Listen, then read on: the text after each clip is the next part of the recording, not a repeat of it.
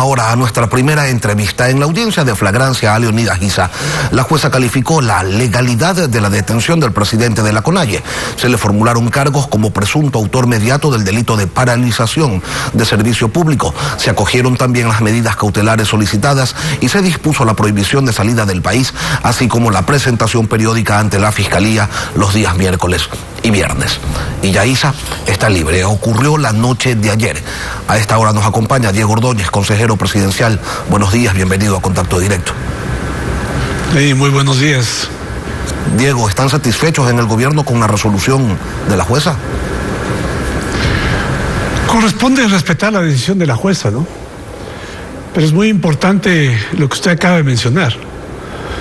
Dos hechos que son cruciales porque ya se levantaron voces de quienes defienden la violencia y defienden a los violentos, diciendo pues que se habían cometido ilegalidades en el proceso de captura de Giza, lo cual ha sido pues validado. Me refiero a que se cumplieron todas las formalidades en la detención. Lo segundo es que hay una causa, hay un hecho imputable, hay un delito por el cual se va a juzgar a Giza. Y el hecho de que la jueza haya concedido medidas alternativas no quiere decir que es inocente. Ahora hay que tener cuidado y hay que prevenir que el señor Giza no puede volver a incurrir en la misma conducta, porque sería una reincidencia que afectaría su condición y obviamente pues habría que pedir que estas medidas alternativas cesen. Ahora, Diego, esto para que entienda que no se pueden seguir cometiendo delitos con impunidad. Durante toda la mañana de ayer hubo cuestionamientos a la legalidad de la detención de Leonidas Giza, pero también muchos se preguntaban qué hacía detenido en una base aérea. ¿Por qué el gobierno no coordinó con la Fiscalía la detención? No estaba detenido en ninguna base militar. Era el lugar donde se iba a llevar a cabo la audiencia. Era en el aeropuerto de La Tacunga. Y fue llevado, estaba en la zona civil del aeropuerto de La Tacunga, no en la zona militar. Todas esas versiones, Lenin, son versiones que empiezan a filtrarse por redes sociales con el propósito de construir un relato que el día de ayer ha sido, digamos, extinguido por la evidencia presentada en la audiencia y por la calificación de la legalidad de la detención. No se ha violado ningún procedimiento, se han cuidado todos los detalles, incluso se leyeron los derechos en español, en su lengua nativa, de manera que no exista pues estas argumentaciones y estas formas, ¿no? Estos intentos de buscar resquicios para lograr impunidad. Esto, lo que el día de ayer acaba de suceder. Diego, les llamó a ustedes la atención en Carondelet que luego de la detención de Leonidas Giza, la fiscal Diana Salazar publicara que había emitido instrucciones a los fiscales provinciales para que se coordinen procedimientos y acciones con las autoridades a fin de evitar detenciones ilegales o arbitrarias. Se lo pregunto porque era claro, se lo estaba diciendo a ustedes. No lo entendimos de esa forma, ¿no? Lo entendimos como una invocación general a que la Fiscalía cuide sus procedimientos, lo cual nos parece normal. La fiscal está obligada a cumplir con esos procedimientos, las autoridades policiales están obligadas a cumplir con sus procedimientos. El hecho es que al final del día se demostró que tanto la Fiscalía como la policía habían procedido adecuadamente. Esto es lo fundamental. Entendemos esta invocación que hace la fiscal como una invocación en términos generales y a lo cual el Ecuador tiene que acostumbrarse. Tenemos que acostumbrarnos a respetar los procedimientos, a respetar la ley, ¿no? Así como nosotros respetamos la decisión de la jueza, ¿no? Y que tiene que ver con el respeto institucional, el resto de los ecuatorianos que quieren ejercer sus derechos, que los hagan cumpliendo con la ley. Basta de impunidad, Lenin, basta de impunidad. En octubre del año pasado, del año 19, se cometieron actos de violencia que quedaron impunes judicialmente y peor aún, por una amnistía, una ilegítima amnistía que dio patente de curso o pretendió dar patente de curso para que ahora se puedan volver a repetir eventos similares. Una amnistía, se enfrentaron, Diego, con un gobierno que tiene la decisión de frenar la violación de la ley. Diego, una amnistía en donde el bloque de gobierno, el VAN, tuvo libertad para votar como quisiera.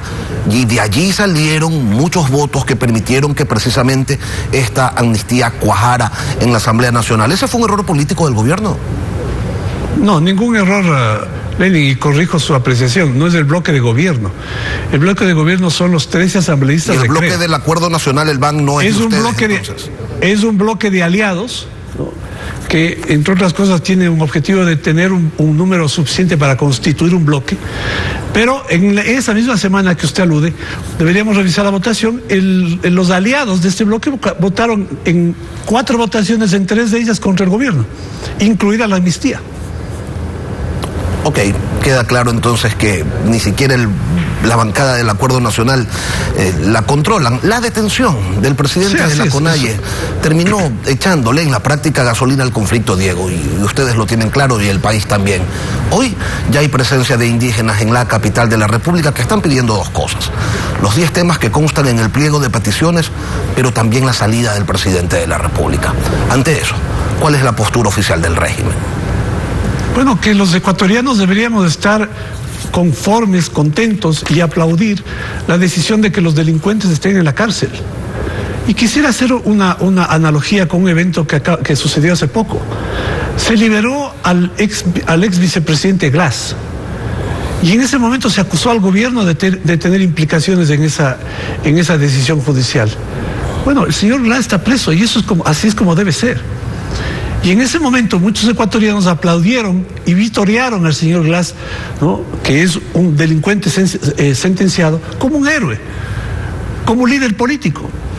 Bueno, los debemos acostumbrar los ecuatorianos a convertir en héroes y en líderes políticos aquellos que son un ejemplo de cumplimiento de la ley, aquellos que proponen, aquellos que construyen, no aquellos que destruyen, no aquellos que violentan la ley, no aquellos que provocan lo que ustedes acaban de mencionar en su momento, la obstaculización en el puente de Gualo, que es una zona de acceso a Quito, impidiendo que la gente, que los que tienen que ir a trabajar, que los que tienen que ir a ganarse diariamente el pan de cada día, no puedan transitar y nos desvíen, Lenin, que esto es lo peor, desvíen a la policía y a la Fuerza Armada de su combate a la delincuencia. Estamos enfrentando niveles de delincuencia, de narcotráfico, y resulta que ahora tenemos que desviar la policía, la Fuerza Armada y la Fuerza Policial a desbloquear vías y a atender temas de orden público. Diego, pero desviándonos de ese foco fundamental de enfrentar la delincuencia y el narcotráfico. Le pregunto, esto a mí me parece una coincidencia peligrosa, ¿no? ¿Usted encuentra nexo entre la movilización indígena y el incremento de la delincuencia? Mire, según datos de Naciones Unidas, ¿no?, y esto es muy importante que los ecuatorianos conozcan, en estos momentos, en Colombia, se lleva a cabo la 3ª cosecha de hoja de coca.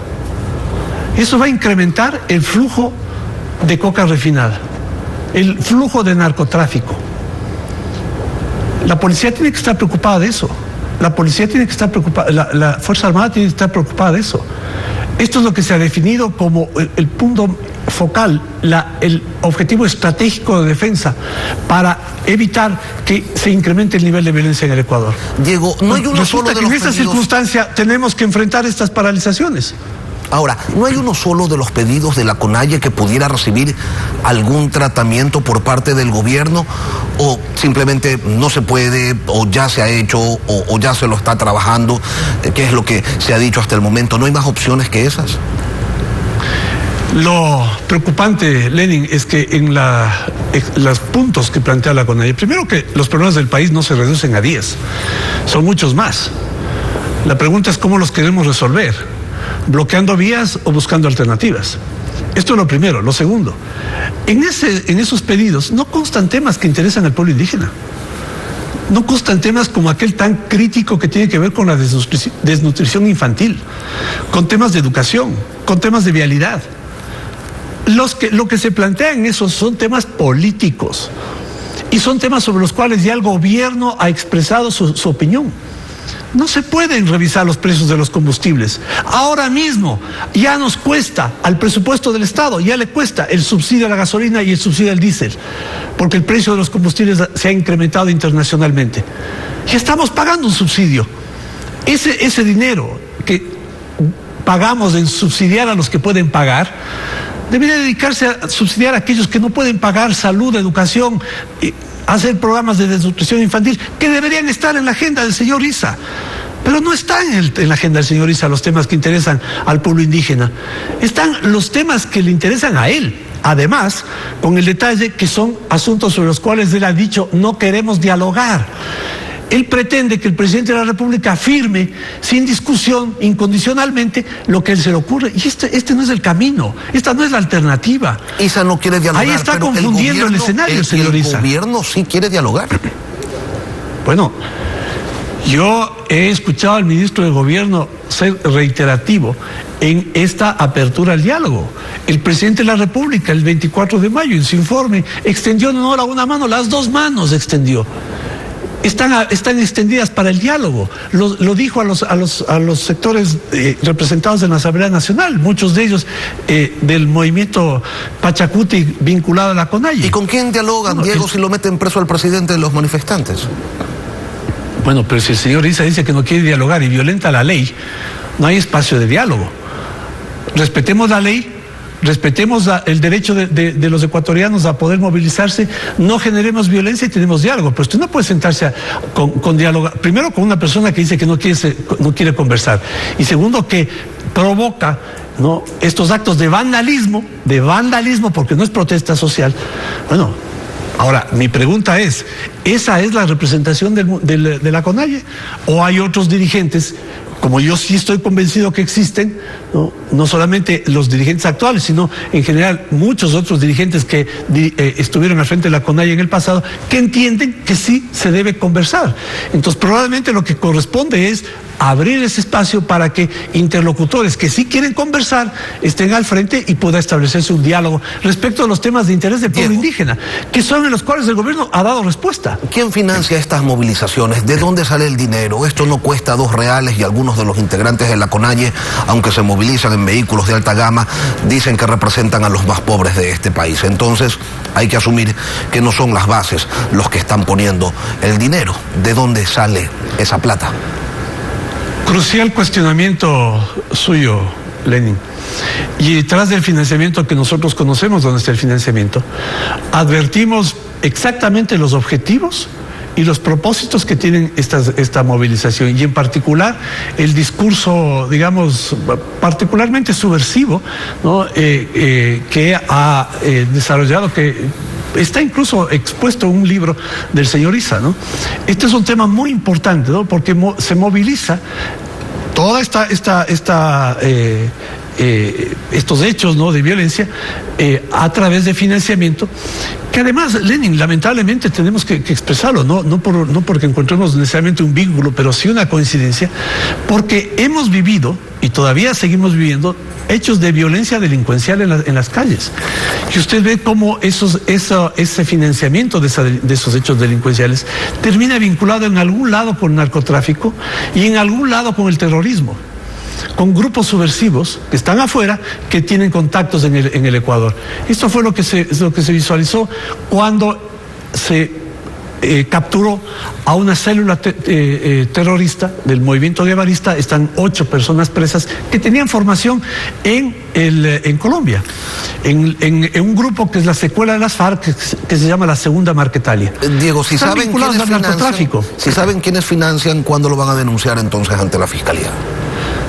Porque son temas que tienen que analizarse, Lenin, con la debida prudencia, ¿no?, para poder enfrentar esas amenazas que tienen que ver con amenazas contra la estabilidad, ya no solamente del gobierno, con la estabilidad del Estado ecuatoriano. Y eso hay que precautelar. Por eso es fundamental, ¿no?, que esta línea de diálogo que el gobierno ha sido reiterativo en sostener, sea recogida para que los sectores indígenas tengan respuestas a sus problemas.